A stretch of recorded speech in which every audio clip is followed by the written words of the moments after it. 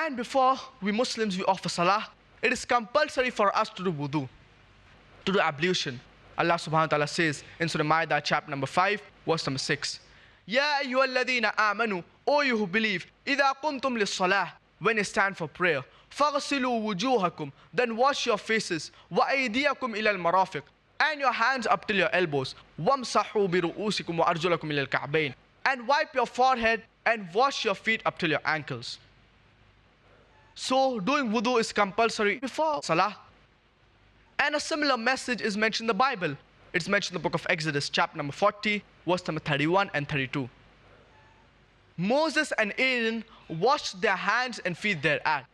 And when they entered into the tent of congregation, and when they approached the altar, they washed as the Lord had commanded Moses, peace be upon him. A similar message is mentioned in the book of Acts, chapter number 21, verse number 26, that Paul, along with his men, washed in front of the Lord. The reason why we Muslims do wudu, it is for cleanliness and hygiene. And besides this, it is also a form of psychological preparation, a mental preparation before we communicate with Allah subhanahu wa ta'ala. Our beloved Prophet Muhammad sallallahu alaihi wasallam said, it's mentioned in Sahih Bukhari, volume 1, book of Salaah, chapter number 56, hadith number 438. That the earth is made for me and my followers as a place to do sujood, as a masjid.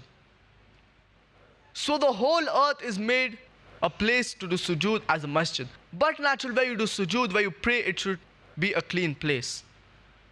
And it is mentioned in Sahih Bukhari, volume 1, book of Adhan, chapter number 75, hadith number 692.